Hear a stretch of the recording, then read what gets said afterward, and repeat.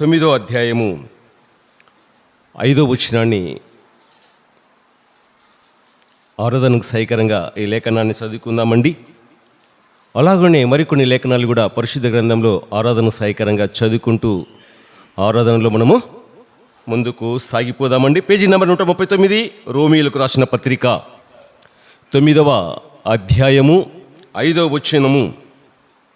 పితరులు వీరివారు, శరీరమును బట్టి క్రీస్తు వీరిలో పుట్టెను.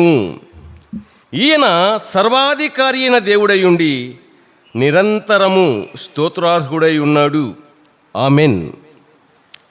గమనిస్తున్నామండి, భక్తుడు పౌలు, ఆ దైవజనుడు మన ప్రభు అయిన యేసుక్రీస్తుని గురించి రాయబడ్డ అనేకమైన మాటల్లో ఈ మాట ఓ మాట గమనిస్తున్నాం. పితరులు వీరివారు, పితరులు శరీరమును బట్టి క్రీస్తు వీరిలో పుట్టెను అని రాయబడింది. నిజంగా పితరులు వీరివారు, ఇశ్రాయేలు గురించి రాయబడ్డ మాట. మన ప్రభువైన యేసుక్రీస్తు ఇశ్రాయేల్ 12 గోత్రాల్లో యూదా గోత్రంలో జన్మించాడు. మరి ప్రకటన గ్రంథంలో కూడా ప్రకటన గ్రంథకర్త యూదా గోత్రపు సింహము అని రాయబడింది.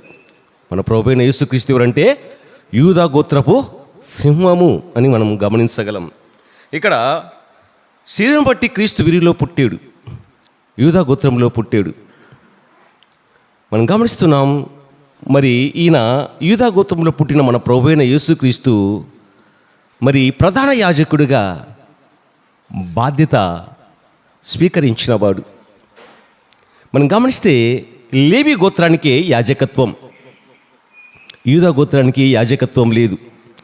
అది లేవి గోత్రంలో అహరోను తర్వాత అతని పిల్లలు కూడా యాజకత్వం చేశారు, యాజకులుగా ఉన్నారు. కానీ మన ప్రభువైన యేసుక్రీస్తు యూదా గోత్రంలో ఉండి కూడా మనకు ప్రధాన యాజకుడు, మనకు ప్రధాన యాజకుడుగా ఉన్నాడు. పితరులు వీరివారు, శరీరం బట్టి క్రీస్తు వీరిలో పుట్టెను అని చూస్తున్నాం. శరీరమును బట్టి, ఆత్మను బట్టి గమనించలేం. శరీరమును బట్టి అన్న మాట గమనిస్తున్నాం. దేవుడు ఏమై ఉన్నాడు? ఆత్మరూపిగా ఉన్న దేవుడు శరీరాకారాన్ని ధరించాడు. శరీరం బట్టి క్రీస్తు వీరిలో పుట్టెను. ఈయన సర్వాధికారి, సర్వానికి అధికారి. ఎక్కడెక్కడ అధికారి? 3 ఆకాశాలకు అధికారి, 7 సముద్రాలకు అధికారి, భూమండలమునకు అధికారి, పాతాళ లోకానికి కూడా ఆయన అధికారి, త్రిలోకాధికారి, త్రియేక దేవుడు మన ప్రభువైన యేసుక్రీస్తు. ఆయన సార్వభౌముడు. ఆయన ఎవరంటే సార్వభౌముడు. ఆయన చక్రవర్తి, రాజుల రాజు, ప్రభుల ప్రభువు. ఆయన గురించి రీతిగా మన ప్రభుని గురించి ఎంతగా చెప్పుకోవాలంటే అంతగా చెప్పుకోవడానికి పరిశుద్ధ గ్రంథంలో లేఖనాలు ఎన్నెన్నో ఉన్నాయి. ప్రియమైన వాళ్ళరా, గమనిస్తున్నామండి. ఎందుకు యేసుక్రీస్తు ప్రభు అయిన దేవుడు మానవుడిగా ఎందుకు ఆ రీతిగా శరీరం బట్టి వారిలో పుట్టవలసిన అవసరము, ఆవశ్యకత ఎందుకు, ఏమిటి అని మనం గమనిస్తే, ఆలోచన చేస్తే, పరిశీలిస్తే పరిశుద్ధ గ్రంథంలో మరి ఆది కాండం మొదలుకొని ప్రకటనల గ్రంథం వరకు అనేక మంది ప్రవక్తలు ముందుగానే ప్రవచించారు. దేవుడు మానవుడిగా ఈ లోకంలో జన్మిస్తాడు, విమోచకుడు ఆయనే, ప్రభు ఆయనే, రక్షకుడు ఆయనే అంటూ అనేక మంది ప్రవక్తలు ప్రవచించారు. ఆ ప్రవచన నెరవేర్పు జరగాలంటే తప్పకుండా ఆయన ఈ లోకంలో జన్మించాలి. లేకపోతే ప్రవచన నెరవేర్పు జరగదు కదండి. ప్రవచనాలు ఒట్టివైతాయి కదండి. ఏదో ఊహను బట్టి చెప్పారన్న మాటలు అపోహలు వస్తాయి. పేతురు రాసిన 2వ పత్రికలో పేతురు అంటాడు, 1వ అధ్యాయం కాబోలు 19-20 వచనాల్లో, ఒకడు తన ఊహను బట్టి చెప్పుట వలన లేఖనములలో ఏ ప్రవచనం పుట్టదని మొదట గ్రహించుకోవాలి. ఊహను బట్టి లేఖనాలు చెప్పలేదండి, ప్రవచనం చెప్పలేదండి. మనుషులు పరిశుద్ధాత్మ చేత ప్రేరేపింపబడిన వారే దేవుని మూలంగా పలికారు. కల్పిత కథ కాదండి పరిశుద్ధ గ్రంథము. వాస్తవంగా జరిగిన సంఘటనలు ఆ ప్రవచన నెరవేర్పు జరగాలి. కాబట్టే యేసుక్రీస్తు ప్రభు యూదా గోత్రంలో జన్మించాడు. ఆయన ఎందుకు? శరీరంతో జన్మించాడు. ఏ శరీరము? పాప శరీరాకారంతో అంటాడు. ఇది పాప శరీరాకారంతో ఆయన జన్మించాడు. ఆ మాట భక్తుడు పౌలు తను రాసిన పత్రికలో చోట ఆ మాట వ్రాయబడింది, పాప శరీర ఆకారము. ఎందుకు యేసుక్రీస్తు ప్రభు పాప శరీర ఆకారాన్ని ధరించుకునవలసిన అవసరం ఎందుకు వచ్చింది, ఆవశ్యకత ఏమిటి అని మనము పరిశుద్ధ గ్రంథాన్ని పరిశీలించినప్పుడు హెబ్రీ గ్రంథకర్త రాస్తాడు. 2వ అధ్యాయము 13, 14, 15 వచనాలు ఈ మాటలన్నీ కూడా వ్రాయబడి ఉన్నాయి. గమనించగలం ఆ మాటలు కూడా. కాబట్టి ఆ పిల్లలు అని వ్రాయబడింది. కాబట్టి ఆ పిల్లలు రక్త మాంసములు గలవారైనందున ఆ ప్రకారమే మరణం యొక్క బలం గలవానిని అనగా అపవాదిని మరణం ద్వారా నశింపజేయుటకును జీవిత కాలమంతయు మరణ భయం చేత దాస్యమునకు లోబడిన వారిని విడిపించుటకు ఆయన కూడా రక్త మాంసాలలో పాలివాడాయెను. ఆయన ఎంత మాత్రము దేవదూతల స్వభావమును ధరించుకొనక అబ్రహాం సంతాన స్వభావమును ధరించుకుని రాయబడింది. అబ్రహాం సంతాన స్వభావము. అబ్రహాము ఇస్సాకును కనెను, ఇస్సాకు యాకోబును కనెను అని రాయబడింది. యాకోబు 12 కుమారులను కనెను. ఆ 12 గోత్రాల్లో ఓ గోత్రమే యూదా. యాకోబు యొక్క కుమారుడు యూదా. ఆ పేరును బట్టి గోత్రంగా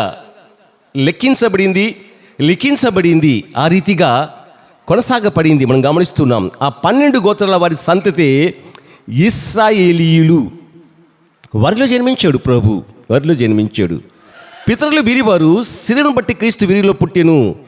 మరి ఆయన ఎవరు? సర్వాధికారి అయిన దేవుడై ఉండి ఆయన దేవుడు మానవుడిగా శరీరాకారంతో ఎందుకు ధరించుకున్నాడంటే మనము ఆయన పిల్లలము.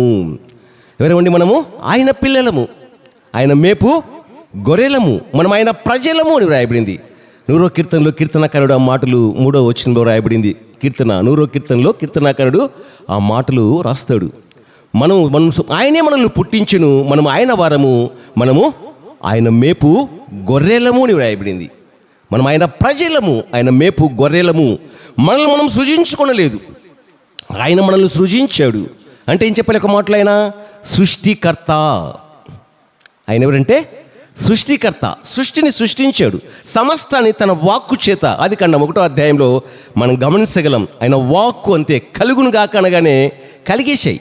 కానీ మానవుని అడలేదు. కలుగును గాక మానవుడు అనే మాట ఆయన పలకలేదు. నేల మంటిని తీసుకున్నాడు, తన చేతితో నేల మంటిని తీసుకొని నరుని నిర్మించాడు.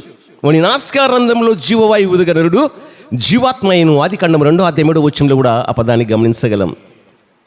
ఎలా నరుని నిరూపించడో మనం గమనిస్తున్నాం. ఆ మాటలు కూడా వ్రాయబడి ఉన్నాయి. ఆదికాండంలో మనం గమనిస్తే 1వ అధ్యాయం 26వ వచనంలోను 28వ వచనంలోను ఒక చోట బహువచన పదము, మరొక చోట ఏకవచన పదము గమనించగలం. మన పోలిక చొప్పున, నా పోలిక చొప్పున నా పదం గమనించగలం. నా అంటే ఏకవచనము, మన అంటే బహువచన పదం గమనించగలమండి. ఆ పోలిక చొప్పున ఆది మానవుడైన ఆదామును దేవుని పోలికలో దేవుని స్వరూపమందు నిర్మించాడు. మరి ఆదాము దేవుని కుమారుడిగా ఎంచబడ్డాడు. ఆదాము ఎవరు? దేవునికి కుమారుడిగా ఎంచబడ్డాడు. లూకా సువార్త 3వ అధ్యాయము చివరి వచనంలో మాట వ్రాయబడింది, ఆదాము దేవునికి కుమారుడు అని వ్రాయబడింది. ఆదాము దేవునికి కుమారుడు. ఎంతవరకు ఆయనకు దేవునికి కుమారుడుగా ఉన్నాడంటే, ఎప్పుడైతే ఏదేని తోటలో దేవునికి విధేయుడిగా ఉన్నాడు, దేవునికి లోబడి ఉన్నాడు, దేవునికి భయపడి ఉన్నాడు, అంతవరకు ఆదాము దేవునికి కుమారుడే, హవ్వ దేవునికి కుమార్తెయే. ఎప్పుడైతే దేవుని యొక్క ఆజ్ఞను అతిక్రమించారో మరి కుమారత్వాన్ని కోల్పోయాడు, హక్కును కోల్పోయాడు.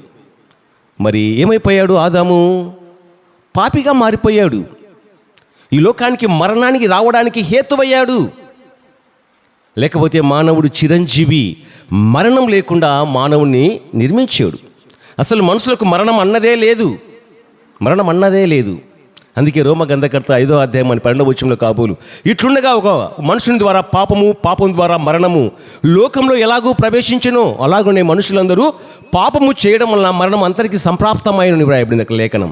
గమనిస్తామండి, మనం గమనిస్తున్నాం లేఖనాలు. మరి మొదటి ఆదాము తప్పిపోయాడు, అవిధేయుడిగా మారిపోయాడు, పాపిగా మారిపోయాడు. దాన్ని బట్టి లోకంలో పాపం ప్రవేశించింది, దేవుని స్వరూపాన్ని కోల్పోయాడు. ఎప్పుడైతే పాపం చేశాడో ఆదాము, దేవుని స్వరూపాన్ని కోల్పోయాడు, దేవుని యొక్క స్వభావాన్ని కోల్పోయాడు, మహిమను కోల్పోయాడు, మహిమా వస్త్రాన్ని కోల్పోయాడు. లేకపోతే ఆదామవ్వ ఆ మంచి చెడ్డల తెలివినిచ్చు వృక్ష ఫలాలు తినక ముందు మహిమా వస్త్రాలు ధరించుకున్నారు. వారు దిగంబరులు, వారికే తెలియదు. వారు దిగంబరులని వారికే తెలియదు. ఎప్పుడైతే తిన్నారో ఆ వృక్ష ఫలాలు దిగంబరులని తెలుసుకున్నారు. వారి నేత్రాలు వెలిగింపబడ్డాయి. మరణం ప్రవేశించింది. ఏదైనా తోటల నుండి ఆదాము గెంటి వేయబడ్డాడు. దేవునితో సహవాసము, దేవునితో సంబంధము తెగిపోయింది. తెగిపోయిన ఈ సంబంధాన్ని తిరిగి పునరుద్ధరించాలని, ఆ పాపానికి ప్రక్షాళన కలగాలని, ఆ పాపానికి పరిహారం కలగాలని దేవుడు జగత్ పునాది వేయబడక మునిపే ఆయనకు తెలుసు. ఇలా జరుగుతుందని తెలిసి కూడా అలాగునే ఎందుకున్నాడు? ఆ తెలిసిన తర్వాత దానికి ఏం చేయాలో కూడా తెలుసు ఆయనకు. అది కాదనడానికి వీల్లేదు. అపవాది చేసిన కుట్ర మరి ఆదామును ఆ రీతిగా నేత్రాశ, శరీరాశ, జీవపు డంబంలోనే ఆయుధాలు హవ్వ మీద ప్రయోగించి మరి అవ్వ సాతాను చేత ప్రేరేపితురాలై తినకూడదన్న వృక్ష ఫలాలు తిని తన భర్తకిచ్చి లోకానికి పాపం రావడానికి, మరణం రావడానికి మరి హేతువయ్యారు. దాన్ని బట్టి ఆ పాపానికి పరిహారం కలగడానికి ఆనాడు దేవుడు తాత్కాలికంగా ఒక జంతువును వధించాడు. తాత్కాలికమైన పాపానికి క్షమాపణ, అంతే. శాశ్వతమైన పరిష్కారము కాదు. శాశ్వతమైన పరిష్కారం కలగాలనే దేవుడే మానవుడిగా యేసుక్రీస్తు ప్రభుగా ఈ లోకానికి వచ్చాడు. యేసు అంటే ఆ పేరుకు అర్థం రాయబడిందండి. యేసు అంటే ఆ పేరుకు అర్థము మత్తయి సువార్తలో రాయబడింది. మరి యేసు అంటే తన ప్రజలను, ఇందాక మనం చూసాం. కాబట్టి ఆ పిల్లలు మనమే. యేసు అంటే ఆ పేరుకు అర్థము తన ప్రజలను వారి పాపముల నుండి ఆయనే రక్షించిన కనుక ఆయనకు యేసు అని పేరు పెట్టబడింది. యేసు అంటే ఆ పేరుకు అర్థము రక్షకుడు. క్రీస్తు అంటే ఆ పేరుకు అర్థము అభిషక్తుడు. అభిషక్తుడైన రక్షకుడు, పరలోకం నుంచి భూలోకానికి పంపబడ్డ మొట్టమొదటి అపోస్తులుడు మన ప్రభు అయిన యేసుక్రీస్తు. మన ప్రభు అయిన యేసుక్రీస్తు. గమనిస్తున్నామండి. భక్తుడు పౌలు మరొక చోట మన ప్రభుని గురించి ఈ రీతిగా రాస్తాడు. 2 కొరింథీ 8వ అధ్యాయము 9వ వచనంలో ఈ మాట రాయబడి ఉంది. 2 కొరింథీ 8వ అధ్యాయము 9వ వచనంలో ఆ లేఖనాన్ని మనం గమనిద్దాం. ఆ మాట కూడా చదువుకుందాం ఆరాధనకు సహాయకరంగా. 2 కొరింథీ 8వ అధ్యాయం 9వ వచనం మనం గమనిస్తే, మీరు మన ప్రభు అయిన యేసు క్రీస్తు కృపను ఎరుగుదురు గదా అని వ్రాయబడింది. ఆయన ఎవరు? యేసుక్రీస్తు ధనవంతుడై ఉండియు మీరు తన దారిద్ర్యం వలన ధనవంతులు కావాలనని మీ నిమిత్తము దరిద్రుడాయను. ఆ లేఖనాన్ని మనం మరొక కోణంలో కూడా చదువుకోవచ్చు. మీరు మన ప్రభు అయిన యేసుక్రీస్తు కృపను ఎరుగుదురు కదా, ఆయన పరిశుద్ధుడై ఉండియు మీరు తన అపరిశుద్ధతను బట్టి పరిశుద్ధుడు కావాలని మీ నిమిత్తము పాపియాయను లేదా అపరిశుద్ధుడాయను అని ఆ లేఖనాన్ని ఈ రీతి కూడా చదువుకోవచ్చు. మరొక రీతిగా కూడా మనం అదే లేఖనాన్ని ఈ రీతిగా కూడా మనము చదువుకోవచ్చు. మీరు మన ప్రభు అయిన యేసుక్రీస్తు కృపను ఎరుగుదురు కదా, ఆయన నీతివంతుడై ఉండియు అనీతివంతులమైన మన కొరకు ఆయన మన నీతివంతులుగా చేయడానికి అనీతివంతుడుగా ఎంచబడెను. అక్రమార్కులమైన మన కొరకు మీరు మన ప్రభు అయిన యేసుక్రీస్తు కృపను ఎరుగుదురు కదా, ఆయన సక్రమంగా, అంటే ఆయనలో అక్రమం లేదు, ఆయన యథార్థవాది, ఆయన మరి యథార్థపరుడు. మరి యథార్థవంతులు మనం కామండి. మనకేముంది? మనలో అక్రమార్కులమైన మనల్ని సక్రమార్కులుగా చేయడానికి యేసుక్రీస్తు ప్రభు అక్రమార్కుల్లో ఒకడిగా ఎంచబడిను అని కూడా మనము చెప్పుకోవచ్చు. చూడండి, ఇదే అండి ఆయనలో ఉన్న కృప. ఎన్నిక లేని మనల్ని ఎన్నుకోవడమే కృప. మన స్థానము బయట, లోపల కాదండి. మన స్థానము బయట, లోపల లేదు. లోపల రావడానికి కూడా అధికారం లేదు. ఆయన నామాన్ని ఉచ్చరించడానికి కూడా అయోగ్యులము, అపాత్రులము, దండనకే తగిన వారము. ఎందుకు? మనం మన పాపముల చేతను, అపరాధముల చేతను దేవునికి విరోధంగా ఈ లోకంలో జీవించాం. అయినా కూడా, విరోధంగా జీవించినా కూడా, ఆయన్ని ద్వేషించినా దూషించినా కూడా మన నీడ మనల్ని ఏ రీతిగా వెంటాడుతుందో ఆయన ప్రేమ మనల్ని వెంటాడింది. నువ్వు లోబడకపోయినా లోబడేంత వరకు వెంటాడుతూనే ఉంది ఆయన ప్రేమ, ఆయన కృప, ఆయన కరుణ, ఆయన వాత్సల్యత. గమనిస్తామండి లేఖనాల్లో. నిజంగా యేసుక్రీస్తు ప్రభుకు మానవుల పట్ల దినదినము నూతనంగా ఆయనకు వాత్సల్యత పుడుతూ ఉంది, ప్రేమ పుడుతూ ఉంది. ఈరోజున్న ప్రేమ రేపు ఉండదు, కొత్తగా ప్రేమ మన మీద పుట్టుకొస్తుంది ఆయనకు. దినదినము నూతనంగా మన పట్ల ఆయనకు వాత్సల్యత పుడుతూ ఉంది. కనుకనే ఆయన వాత్సల్య సంపూర్ణుడు, ఆయన వాత్సల్య సంపూర్ణుడు. ఇందాక మనం చదువుకున్న మాట 2 కొరింథీ 8:9 మీరు మన ప్రభు అయిన యేసుక్రీస్తు కృపను ఎరుగుదురు కదా, ఆయన ధనవంతుడై ఉండి మీ నిమిత్తము మీరు తన దారిద్ర్యముల ధనవంతులు కావాలని మీ నిమిత్తము దరిద్రుడు ఆయన మాట గమనించాం. స్వార్థలు గమనిస్తే యేసుక్రీస్తు ప్రభు పుట్టినప్పుడు సత్రంలో స్థలము లేదండి ఆయనకు. చూడండి, మనల్ని ధనవంతులుగా చేయడానికి దరిద్రత అనుభవించాడు. పుట్టినప్పుడు సత్రంలో స్థలము లేదు, పశువుల తొట్టిలో, నీళ్లు తాగే తొట్టిలో యేసుప్రభును పరుండబెట్టారు. పుట్టినప్పుడు ధరించుకోవడానికి వస్త్రాలు లేవు. మరియమ్మ పొత్తి గుడ్డలతో, చినికి చిరాకైన గుడ్డలు, ఆ శిశువును, ఆ బాలయేసును పొత్తి గుడ్డలతో చుట్టబడి పశువులు నీళ్లు తాగే తొట్టిలో పరుండబెట్టారు. మరి ప్రభు మనం గమనిస్తే ఈ భూమి నాది అంటాడు. ఈ భూమి నాది అన్న ఆయనకు భూమిలో మానవుడిగా పుట్టినప్పుడు స్థలము లేదు. పెరిగి పెద్దవాడైనప్పుడు కూడా నక్కలకు బరియలు ఉన్నవి, ఆకాశ పక్షులకు గుళ్ళున్నవి, కానీ మనుష్య కుమారునికి తల వాల్చుకుంటకు స్థలము లేదు. అనేక మంది యొక్క హృదయాలలో నేడు ప్రభువుకు చోటే లేదు. హృదయం అనే తలుపు తడుతున్న తీయడానికి ఎవరు కూడా సుముఖంగా లేరు. విన్నట్టు ఉన్నారు. తమ హృదయాలను గురిగింజలా కఠినపరుచుకుంటూ ఉన్నారు. ప్రభు స్వరానికి లోబడతలేరు, ప్రభుకు విధేయత చూపుతలేరు, ప్రభుకు ఆయన పిలిచినప్పుడు జవాబు ఇచ్చేవారుగా లేరు. గమనిస్తున్నామండి. యేసుక్రీస్తు ప్రభు ఆయన 2వ ఆదాము. మొదటి ఆదాము యొక్క అవిధేయత వలన పాపము లోకంలో ప్రవేశించింది. మన ప్రభు అయిన యేసుక్రీస్తు 2వ ఆదాము అయి ఉన్న ఆయన విధేయత వలన ఎలా విధేయత నేర్చుకున్నాడు? హెబ్రీ గ్రంథకర్త రాస్తాడు హెబ్రీ పత్రికలో, యేసుక్రీస్తు ప్రభు శ్రమల ద్వారా విధేయత నేర్చుకున్నాడు. ఎట్టి శ్రమలు? భరించరాని శ్రమలు, వేదనతో కూడుకున్న శ్రమలు.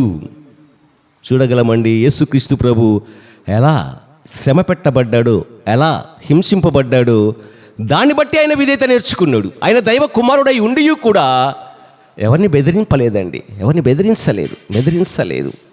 నిజంగా తిమోతికి రాసిన మొదటి పత్రిక 1వ అధ్యాయం 8వ వచనంలో ఆయన శ్రీమంతుడై ఉండి అని రాయబడింది. శ్రీమంతుడు అంటే ధనవంతుడు, భాగ్యవంతుడు. యేసు ప్రభు మన కొరకు దరిద్రుడిగా ఈ లోకంలో జన్మించాడండి. అందుకే భక్తుడు పౌలు తను రాసిన 14 పత్రిక ఫిలిప్పీయులకు రాసిన పత్రిక 2వ అధ్యాయం 6, 7, 8 వచనాలు కూడా రాయబడింది. అక్కడ రాయబడ్డ మాట, ఆయన ఎవరు? ఆయన యేసుక్రీస్తు ప్రభు. ఆయన దేవుని స్వరూపం కలిగిన వాడై ఉండి దేవునితో సమానంగా ఉండుట విడిచిపెట్టకూడని భాగ్యమని ఎంచుకోలేదు. ఆయన మనుషుల పోలికగా పుట్టి దాసుని స్వరూపం ధరించుకొని తన్ను తానే రిక్తునిగా చేసుకొనెను అని రాయబడింది. రిక్తుడు అంటే ఏమీ లేనివాడు. మరి మనం గమనిస్తే ఈ వెండి నాది, ఈ బంగారు నాది, 1000 కొండల మీద పశువులన్నీ నావే అంటాడు ప్రభు. 1000 కొండల మీద పశువులన్నీ కూడా నావే అంటాడు. ఈ భూమి ఆయనది, వెండి ఆయనది, బంగారు ఆయనది. మరి నీదంటూ నాదంటూ ఏది ఉందండి? ఏదీ లేదండి. మనం అనుకుంటున్నాం ఇది నాది, ఈ ఇల్లు నాది, ఈ ప్లాట్ నాది, ఈ వెండి నాది, ఈ బంగారు నాది అని మనం అనుకుంటున్నాం. నిజమేనండి, నీది నాదేనా? మనం ఉన్నంతవరకే మనది, మనం పోతే ఎవరిది? అది మన పిల్లలది అని మనం అనుకుంటాం. సరే, మన పిల్లలు ఉంటారా? లేదు, వాళ్ళు వెళ్ళిపోతారు. స్థిరంగా శాశ్వతంగా ఉండేదానికి ఈ లోకంలో ఎవరు ఉండలేరండి. ఈ లోకంలో మానవుని యొక్క జీవితం అస్థిరమైనది, అశాశ్వతమైనది. శాశ్వతమైన జీవమే నిత్య జీవము, శాశ్వతమైన లోకమే పరలోకము. ఆ శాశ్వతమైన జీవాన్ని, నిత్య జీవాన్ని ఇవ్వడానికి, శాశ్వతమైన లోకాన్ని చేర్చడానికి పరలోకముందున్న దేవుడు మరి మానవుడిగా యేసుక్రీస్తు ప్రభుగా లోకంలో జన్మించాడు. పితరులు వీరివారు శరీరమును బట్టి క్రీస్తు వీరిలో పుట్టెను. ఈయన సర్వాధికారి అయిన దేవుడై ఉండి నిరంతరము స్తోత్రార్హుడై ఉన్నాడు. నిరంతరం ఉండేవాడు, తరతరాలు ఉండేవాడు, ఆది యందు ఉన్నవాడు, ఆది అంతములు లేనివాడు. ఆయన ఉన్నవాడు, అనువాడు, లేనివాడు కాడు. మనం గమనించగలమండి. జగతుత్పత్తి మొదలుకొని ఆయన ఉన్నాడు. భూమి మీదలో ఏది రవంతయు సృష్టించక ముందు తరతరములు నీవే దేవుడు అంటాడు 90వ కీర్తనలో. చదువుకుందాం ఒకసారి మాట, మోషే కీర్తన, చక్కని మాట చదువుకుందామండి. ఒక మాట, తరతరములు ఆయనే దేవుడు. 90వ కీర్తన గమనిద్దామండి ఆ మాట. పేజీ నెంబర్ 500, 90వ కీర్తన. దైవజనుడు మోషే రాశాడు కీర్తన. ప్రభువా, తరతరముల నుండి మాకు నివాస స్థలము నీవే. పర్వతముల పుట్టక మునుపు, భూమిని లోకమును నువ్వు పుట్టింపక మునుపు యుగ యుగములు నీవే దేవుడువు. యుగ యుగములు ఆయనే. వర్తమాన భూత భవిష్యత్ కాలాలలో ఉండే దేవుడు. ఆయన ఉన్నవాడు, అనువాడు. అట్టి దేవుడు మానవుడిగా తగ్గించుకొని తాను ఈ లోకానికి ఏతేంచాడు. ఆయన జననంలో పాపము లేదు, ఆయన జీవితంలో కూడా పాపము లేదు. మరి ఆయన నా యందు పాపం ఉన్నదని మీలో ఎవడు స్థాపించునని ఆనాడున్న ప్రజలకు సవాలు విసిరిన దేవుడు. ఎవరు కూడా ఆయన యందు పాపాన్ని కనుగొనలేకపోయారు. మరి అసూయ చేత, ఈర్ష్య చేత మరి యేసుక్రీస్తు ప్రభు మీద నేరారోపణలు మోపారు. ఆయన చేసినట్లు వారు చేయలేకపోయారు. లోకము ఆయన వెంబడించింది. లోకం అంటే ప్రజలే వెంబడించిన దాన్ని బట్టి మరి వారిలో ఈర్ష్య చేత, అసూయ చేత ప్రభువును, యేసుక్రీస్తు ప్రభువును శిలువకు అప్పగించారు. ఆయన మరణానికి తగ్గ నేరము ఏది చేయలేదు. పిలాతు విమర్శించాడు, హేరోదు విమర్శించాడు. లేవు, ఆయనలో లోపాలు లేవు, ఆయనలో దోషాలు లేవండి. పాపము లేని పాపరహితుడు ఆయన. పాపరహితుడు, పాపము లేనివాడు. పాపాత్ములమైన మన కొరకు ఆయన పాపంగా చేయబడ్డాడండి. అక్రమార్కులమైన మన కొరకు అక్రమార్కుల్లో ఒకటిగా ఎంచబడ్డాడు. కలవరి శిలువలో మ్రాణుల వేలాడిన ప్రతివాడు శాపగ్రస్తుడని పరిశుద్ధ గ్రంథంలో రాయబడి ఉంది. ఆ మ్రాణున వేలాడడానికి శాపగ్రస్తులమైన మన కొరకు ఆయన శాపగ్రాహిగా మారిపోయాడు. గలితీలో ఆ మాట రాయబడింది. గ్రంథకర్త పౌలు రాస్తాడు ఆ మాట, శాపగ్రాహి. చూద్దామంటే ఒక మాట గలితీలో రాయబడింది ఆ మాట చదువుకుందాం. ఆరాధన సహాయకరంగా ఆ మాట కూడా చూద్దాం. పేజీ నెంబర్ 169, గలితీయులకు రాసిన పత్రిక 3వ అధ్యాయము మనం గమనిద్దామండి. కొన్ని మాటలు చదువుకుందాం. 14వ వచనం మరి గమనిద్దామండి. కింది 2వ లైన్ చదువుకుందామండి. పేజీ నెంబర్ 169, గలితీయులకు రాసిన పత్రిక 3వ అధ్యాయము మనం గమనిస్తే 14వ వచనము 2వ లైన్ చదువుకుందామండి. అబ్రహాము పొందిన ఆశీర్వచనము క్రీస్తు యేసు ద్వారా అన్యజనులకు కలుగుటకై. మనమందరం అన్యజనులమేనండి. మనమందరం ఎవరమంటే అన్యజనులము. ధర్మశాస్త్రం లేదు, నిబంధనలు లేవు, కట్టడలు లేవు, విధులు లేవు, దేవుడు అంటూ లేనివారము. యూదులకే దేవుడు ఒకనాడు, ధర్మశాస్త్రం వారిది, విధులు వారివి, కట్టడలు వారివి, ఆజ్ఞలు వారివికే, మనకు కాదు. మనం అన్యజనాంగం అన్నమాట.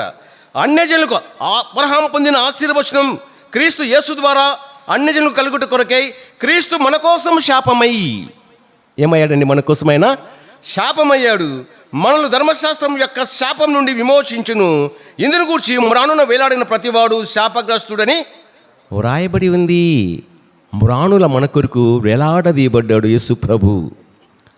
మనమును శాపం నుంచి విడిపించడానికి, పాపం నుంచి రక్షించడానికి, అపవాది కబంధ హస్తాల నుంచి విడిపించడానికి, విమోచించడానికి రక్షకుడిగా ఈ లోకానికి వచ్చిన యేసుక్రీస్తు ప్రభు చేసిన ఓ గొప్ప కార్యము. మనం మంచివారమని కాదు, మనలో ఏ మంచి లేదు. నిజంగా నీతివంతుని కొరకు ఒకడు చదువుకున్నామని ఆ మాటలు కూడా ఆ మాట చదువుకుందామని, చక్కని మాట. ఆ మాట కూడా ఆరాధన సేకరంగా చదువుకుందాం. రోమీయులకు రాసిన పత్రిక గమనిద్దామండి. పేజీ నెంబర్ 136, రోమీయులకు రాసిన పత్రిక 5వ అధ్యాయము మనం గమనిద్దాం. 6వ వచనం 7వ వచనం ఈ మాటలు కూడా ఆరాధనకు సహాయకరంగా చదువుకుని ఆరాధనలో ముందు సాగిపోదామండి. పేజీ నెంబర్ 136, రోమిలకు రాసిన పత్రిక 5వ అధ్యాయం 6వ వచనం. ఏలయనగా ఇక్కడ మనం గమనిస్తున్నాం, మనం ఇంకా బలహీనమై ఉండగా క్రీస్తు యుక్త కాలమున భక్తిహీనుల కొరకు చనిపోయేను అని వ్రాయబడింది. ఇక్కడ కింద అసలైన మాట 7వ వచనం గమనించగలం. నీతివంతుని కొరకు సైతం ఒకడు చనిపోవుట అరుదు అని వ్రాయబడింది. నీతివంతుని కొరకు ఒకడు చనిపోవుట అరుదు, మంచివాని కొరకు ఎవడైనా ఒకవేళ చనిపోవ తెగింపవచ్చును అని చూస్తున్నాం. నీతివంతులమా? కాదు కదండి. మంచివారమా? కాదు కదండి. మనమలో అనీతివంతులము, మనమందరం కూడా చెడ్డవారము, తుమ్మ చెట్టు లాంటి వారము. తుమ్మ చెట్టుకు నిలువెల్లా ముళ్ళులే, ఎక్కడ తడిమి పట్టుకున్నా మన దేహాన్ని అది చీల్చేస్తుంది అన్నమాట. అలాంటి స్వభావం కలిగిన వారము, అలాంటి మన కొరకు యేసుక్రీస్తు ప్రభు నీతివంతుని కొరకు సైతం ఒకడు చనిపోవుట అరుదు అని రాయబడింది. నీతివంతుడు లేడు, ఒక్కడు లేడు నీ రోమ గంధకర్త రాస్తాడు. మనం గమనించగల 3వ అధ్యాయం 10 లేదా 11 వచనంలో మాట రాయబడింది. నీతివంతుడు లేడు, ప్రభువే నీతివంతుడు. మంచివారు ఒక్కరు కూడా లేదండి, దేవుని వెతికువారు కూడా లేరు. అలాంటి స్థితి మనది ఒకనాడు. కానీ యేసుక్రీస్తు ప్రభు అనీతివంతులమైన మన కొరకు, చెడ్డవారమైన మన కొరకు, భక్తిహీనమైన మన కొరకు ఇక్కడ రాయబడ్డ ఆ మాటే మనం చదువుకుంటున్నాం. ఏలయనగా మనం ఇంకా బలహీనమై ఉండగా, ఏలయనగా మనం ఇంకా భక్తిహీనమై ఉండగా, ఏలయనగా మనం ఇంకా పాపులమై ఉండగా యేసుక్రీస్తు ప్రభు యుక్త కాలమున మన కొరకు చనిపోయెను. మన కొరకు, తన కొరకు కాదు. తన కొరకు అంటే పొరపాటు. మన కొరకు చనిపోయాడు, మన పాపముల కొరకు చనిపోయాడు. ఆ మాట గమనించగలం. మరి 1 కొరింథీ 15వ అధ్యాయము 3వ వచనం, 3వ భాగము 4వ వచనం గమనిస్తే ఆ మాటలు అక్కడ ఈ రీతిగా వ్రాయబడి ఉన్నాయి.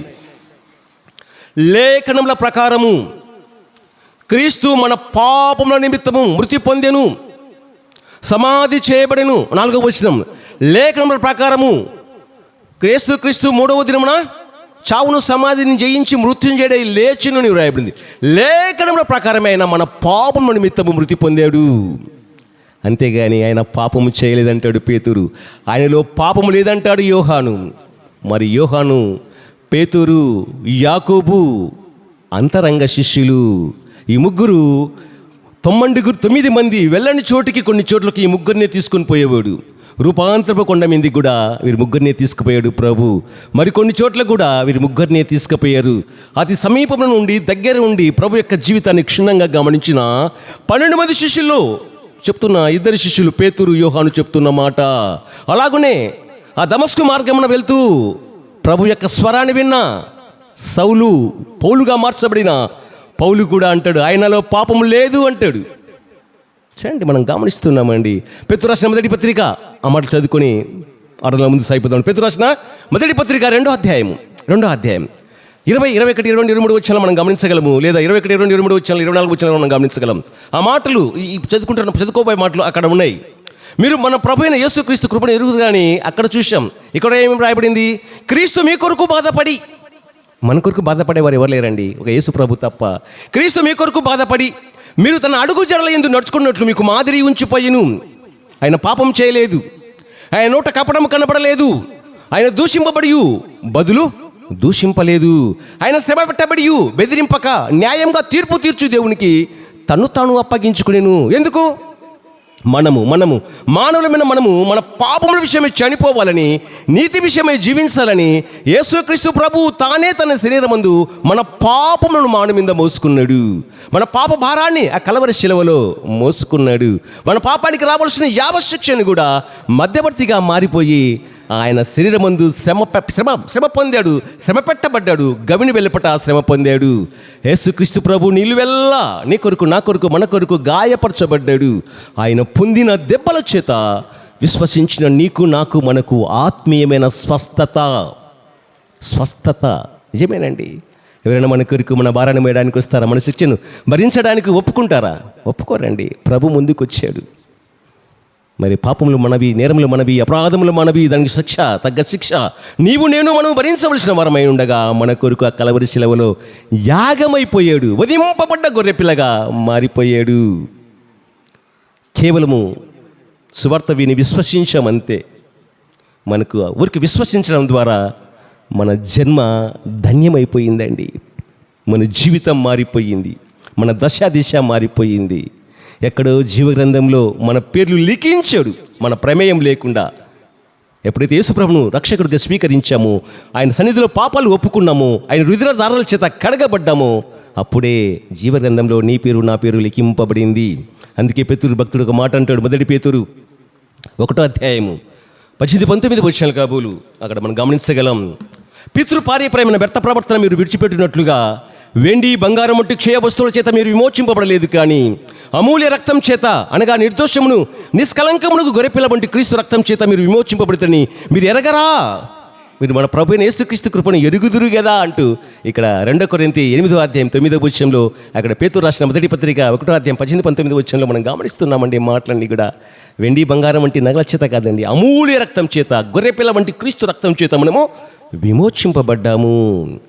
విమోచన జరిగిన మనకు, విమోచింపబడ్డ మనకు, మరణంలో నుంచి జీవంలోనికి దాటించబడ్డ మనకు, అంధకారం నుండి ఆశ్చర్యకరంలోనికి మనల్ని పిలిచిన ఆ దేవుని యొక్క గుణాతిశయమును మనము ప్రచురం చేయవలసిన వారమయ్యగా ఉన్నాం. ఆయన స్తుతించడానికి ఈ అర్హతలు చాలండి. మనం ఎవరండి? ఏర్పరచబడిన వంశము, రాజులైన యాజక సమూహమును, పరిశుద్ధ జనమును, దేవుని సొత్తైన ప్రజలునై ఉన్నాం. ఒకనాడు దేవుని ప్రజగా కాక ఇప్పుడు దేవుని ప్రజ అయితిమి, ఒకనాడు కనికరింపబడక ఇప్పుడు కనికరింపబడిన వారం అయితిమి. ఆయన స్తుతించడానికి ఇంతకంటే కారణాలు ఏం కావాలండి? మరి ఆయన మనం స్తుతించవలసిన వారమై ఉన్నాం. జీవగ్రంథంలో మన పేరు లిఖించాడు, ఆత్మచేత ముద్రించాడు, ఆత్మను సంచకరువుగా ఇచ్చాడు. రక్షణ పొందిన నాటి నుంచి నేటి వరకు మన బ్రతుకుల్లో, మన జీవితాల్లో, వ్యక్తిగతంగా, కుటుంబ పరంగా, సంఘపరంగా లెక్కలేనన్ని మహోపకారాలు చేశాడు. అనుభవిస్తున్నాం, అందుకున్నాం, పొందుకున్నాం. దానికి కృతజ్ఞతగా దావీదు అన్నట్టు 103వ కీర్తన 1-2 వచనంలో ఉన్నట్లు ఆ లేఖనాల ప్రకారం నీవు నేను మనము మరి నా ప్రాణమా యెహోవాను సన్నుతించుము, నా అంతరంగంలో ఉన్న సమస్తమా ఆయన పరిశుద్ధ నామమును సన్నుతించుము, నా ప్రాణమా యెహోవాను సన్నుతించుము, ఆయన చేసిన ఉపకారములు దీనిని మరవకుము అంటాడు. మనం మరవక ఆ నీతివంతుడైన యేసుక్రీస్తు ప్రభువును జ్ఞాపకం చేసుకుంటా మనకు, మన కుటుంబాలకు ఆశీర్వాదకరము, దీవెనకరము. మనం పూర్ణ హృదయంతో, పూర్ణ ఆత్మతో, పూర్ణ శక్తితో మన ప్రభువైన యేసుక్రీస్తును స్తుతిద్దాం, ఆరాధిద్దాం, గణపరుద్దాం. అందరం కలిసి ఏక మనసుతో, ఏకభావంతో, ఏక తాత్పర్యంతో స్తుతులు చెల్లించుకుందామండి. స్తుతులు చెల్లించుకుందాం. ఎంతో ప్రేమించి